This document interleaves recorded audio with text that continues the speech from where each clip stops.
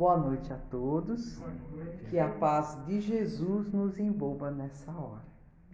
Vamos agora fechar os nossos olhos.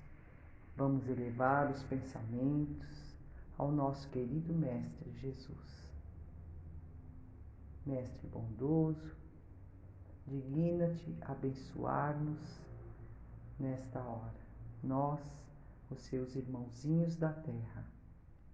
Abençoa, Jesus, o nosso propósito de aprendizado. Que a sua luz possa nos envolver, dilatando os raciocínios, purificando os sentimentos para uma melhor compreensão das lições que vamos abordar hoje. Permita, Jesus, que os nossos amigos espirituais venham em nosso auxílio, que eles possam nos intuir, nos inspirar, nos dando todo o apoio e a sustentação que precisamos nesta hora. Que a sua mão amiga, Jesus, esteja sempre segurando firmemente a nossa, nos mantendo no caminho reto, nos ajudando na nossa regeneração, no nosso progresso moral. Obrigada, Jesus. Abençoa-nos e guarda-nos contigo hoje e sempre. Que assim seja, graças a Deus. Bem, hoje nós vamos falar sobre a segunda revelação de Deus. No Evangelho de Mateus, no capítulo 5, nós encontramos a seguinte passagem: Não julgueis que vim destruir a lei ou os profetas. Não vim destruí-los, mas sim dar-lhes cumprimento, porque em verdade vos afirmo que enquanto não passar o céu e a terra, não passará da lei um só i ou um só tio, sem que tudo seja cumprido. Muito bem. A primeira revelação de Deus foi Moisés com o Deus único e os 10 mandamentos. E a segunda revelação de Deus é Jesus com a lei do amor.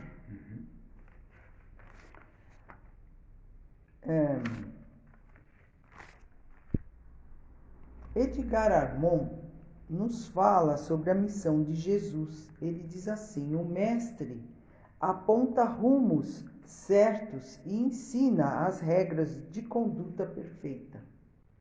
E toda a humanidade está debaixo da sombra do seu manto. Ele ensina a viver, a sofrer, a esperar, a amar, a compreender e a renascer para a vida eterna. Olha só, que linda a missão do Cristo, não é? Muito bem. O mestre disse que não veio destruir a lei, ou seja, os 10 mandamentos. Ele não veio destruir. Ele veio, sim, dar um desenvolvimento maior a essas leis, não é? Um sentido mais amplo para essa lei. Jesus pega aquela lei antiga e conserva o que é eterno e divino que contém nela, e rejeita o que é transitório e puramente disciplinar, que Moisés colocou ali para educar aquele povo. Então, Jesus tira essa parte, essa concepção humana da lei, né? E acrescentou novos ensinamentos. Ele traz a revelação da vida futura, ele traz a revelação das penas e recompensas futuras que aguardam o homem depois da morte. Então, o Cristo veio também revelar um Deus diferente do Deus de Moisés. Não é fato? Porque Jesus vem revelar um Deus que é um Pai de infinita bondade, um Deus que é misericordioso e justo. Não mais aquele Deus cruel, aquele Deus que castigava, aquele Deus vingativo do tempo de Moisés. Não é? Jesus apresenta um Deus que é um Pai clemente, um Pai que perdoa o filho arrependido, que dá nova oportunidade para esse filho, não é? E dá a cada um segundo as suas obras. Né? É um Pai que é justo. Não mais o Deus do olho por olho e do dente por dente, mas o Pai que diz: perdoai as ofensas para que você também seja perdoado. Não faça para o outro o que você não quer para você. Né? Enfim, já não é o Deus que vem para ser temido pelos seus filhos. É o Deus que vem para ser amado. Né? É um pai que quer ser amado pelos seus filhos. Porém, o povo judeu, apesar de ter sido cativo por muitos e muitos anos,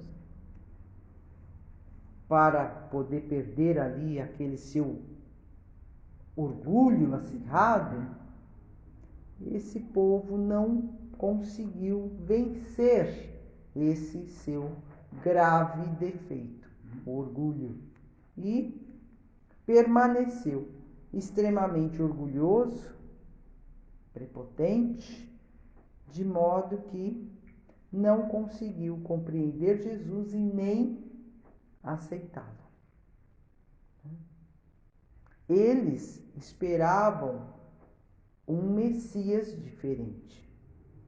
Eles queriam um Salvador que chegasse num carro magnífico, com uma legião de anjos armados, que descesse do céu na luz do dia e fosse lá humilhar todos os povos do planeta, principalmente os romanos, que era justamente o algoz deles, era o povo romano.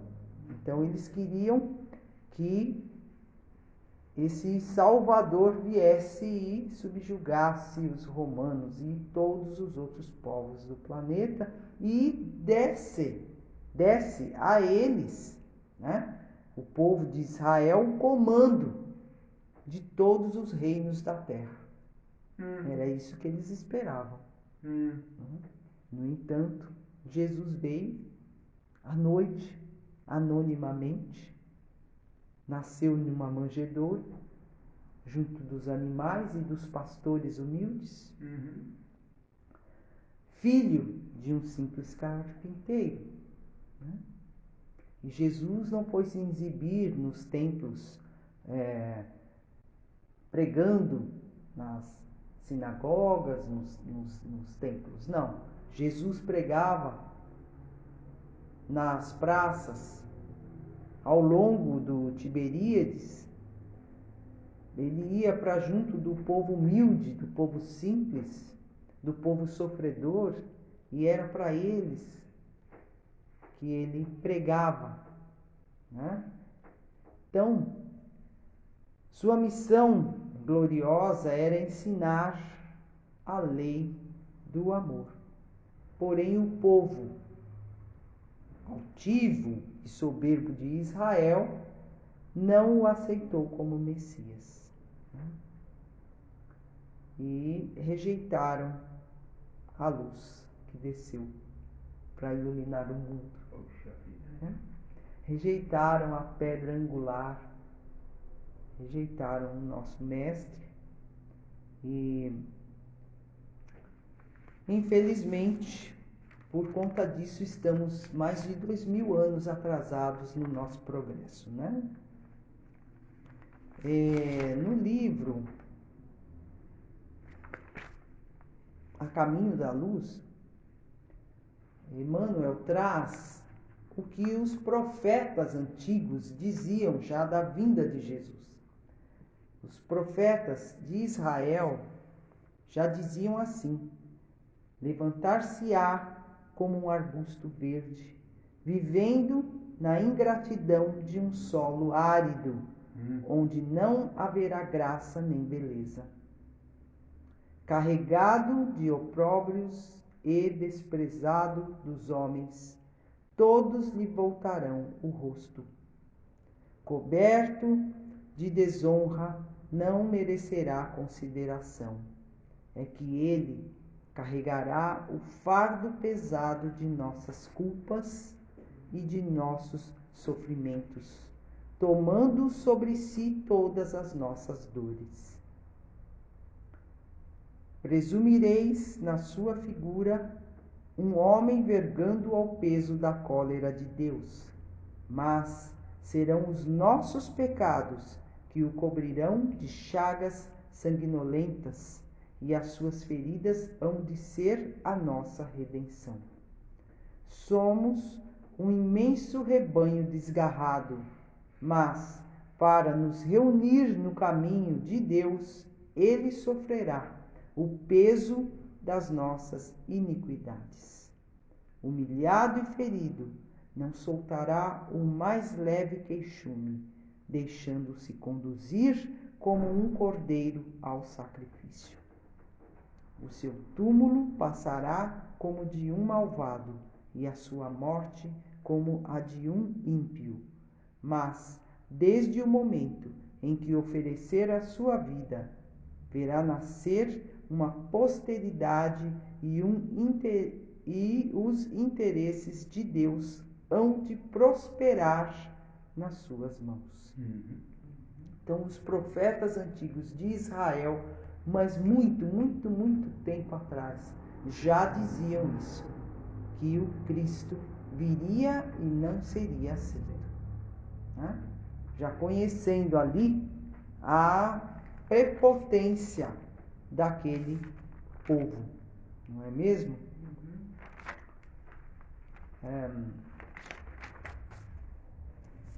Jesus se fez presente no meio do rebanho humano para trazer a verdade ao mundo, a verdade de Deus, né? Porque muita gente quer ser o dono da verdade. Uma tal religião fala, não, a verdade nos pertence. Vem outra, não, a verdade é minha. Não, a verdade é de Deus. Verdade divina. E essa, a verdade que Jesus veio trazer ao mundo. Ele veio dar um verdadeiro sentido aos mandamentos, mostrando o princípio dos deveres do homem para com Deus, né? E também dos deveres para com o próximo, né?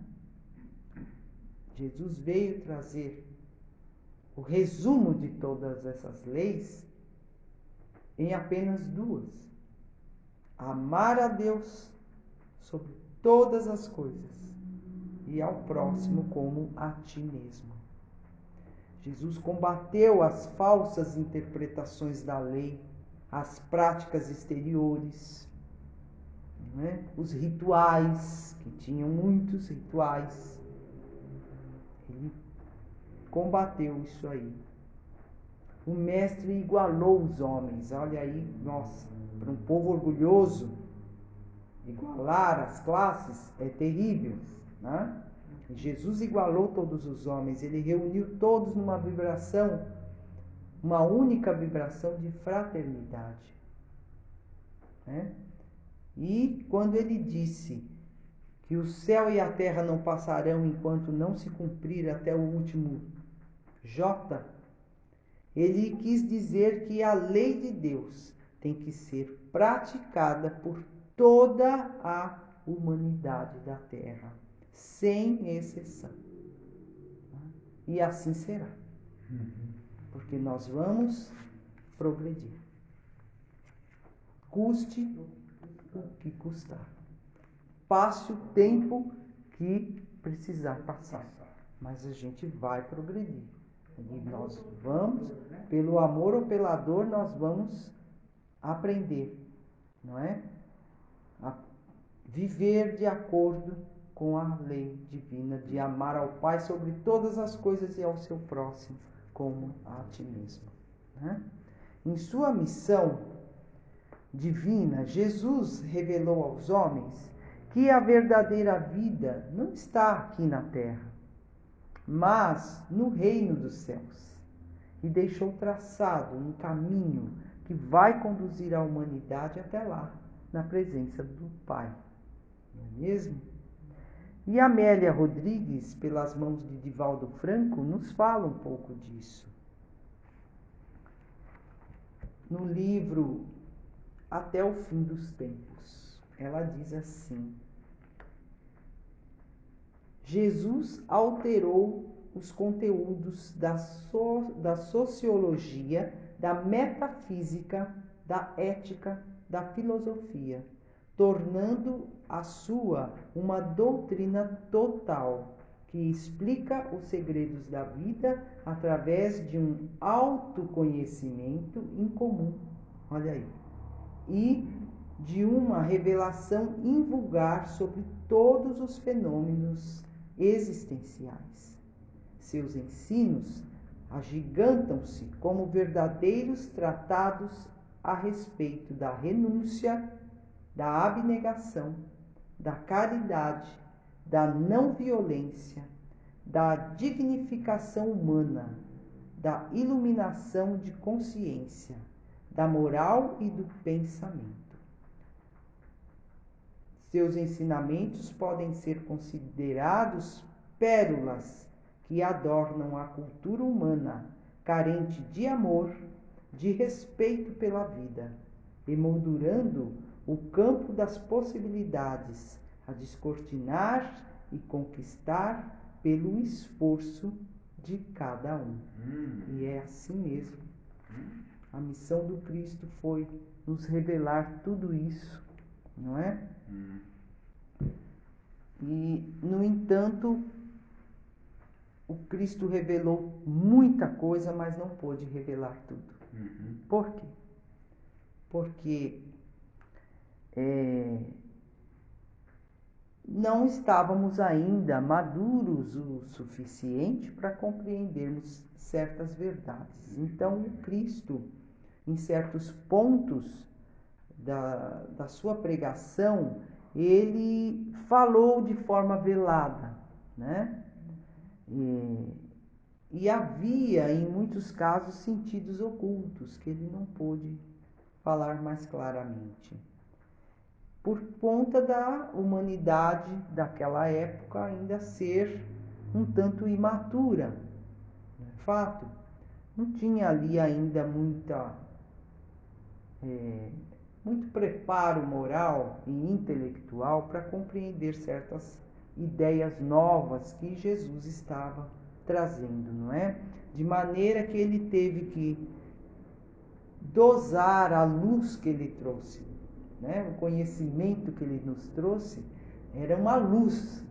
E se ele revela essa luz de uma vez, nós ficaríamos cegos, não é? Ao invés de nos clarear os caminhos, ia nos cegar.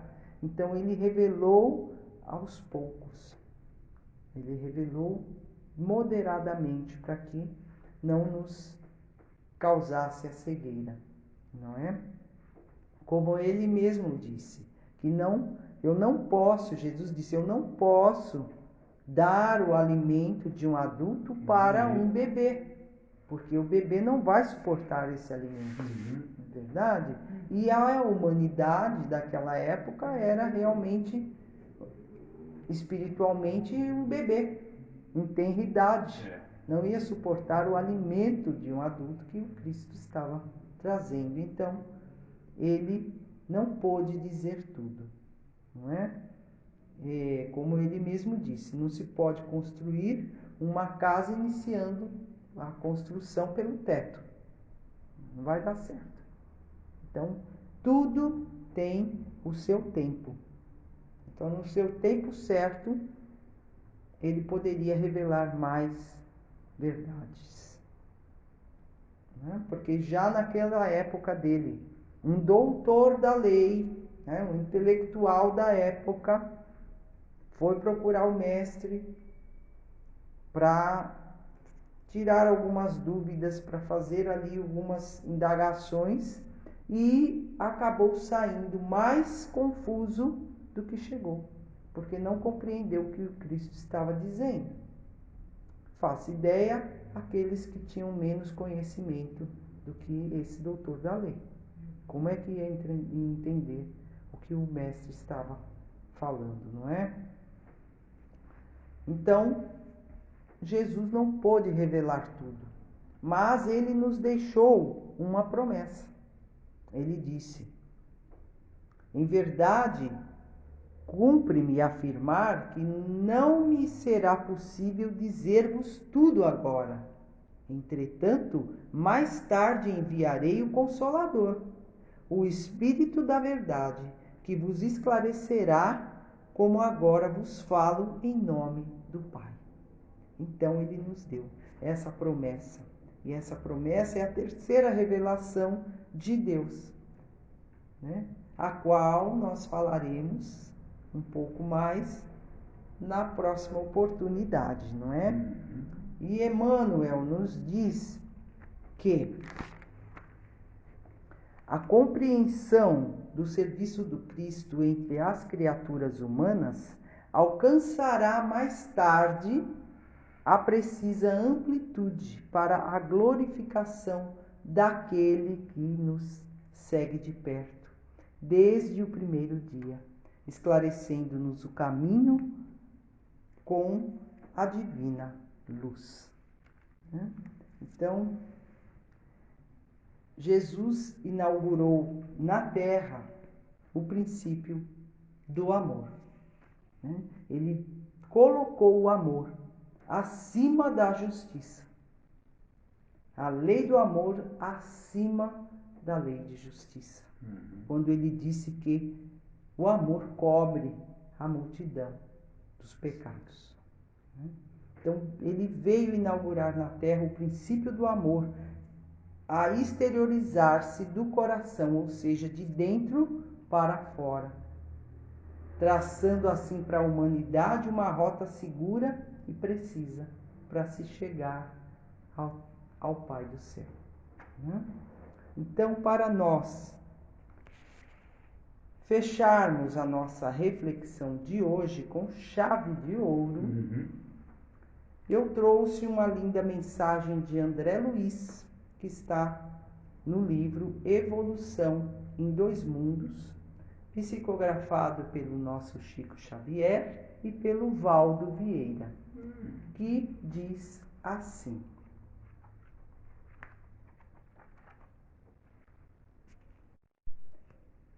o mestre desferrolha as arcas do conhecimento enobrecido e distribui-lhe os tesouros. Dirige-se aos homens simples de coração, curvados para a gleba do sofrimento, e ergue-lhes a cabeça trêmula para o céu. Aproxima-se de quantos desconhecem a sublimidade dos próprios destinos e assopra-lhes a verdade vazada em amor, para que o sol da esperança lhes renasça no ser. Abraça os deserdados e fala-lhes da providência infinita. Reúne em torno de sua glória, que a humildade escondia, os velhos, os doentes, os cansados, os tristes, os pobres e os oprimidos, as mães sofredoras e as crianças abandonadas, e entrega-lhes as bem-aventuranças celestes. Ensina que a felicidade não pode nascer das posses efêmeras que se transferem de mão em mão, e sim da caridade e do entendimento, da modéstia e do trabalho, da tolerância e do perdão. Afirma-lhes que a casa de Deus está constituída por muitas moradas nos mundos que enxameiam o firmamento, e que o homem deve nascer de novo para progredir na direção da sabedoria divina. Proclama que a morte não existe e que a criação é beleza e segurança, alegria e vitória em plena imortalidade. Muita paz a todos.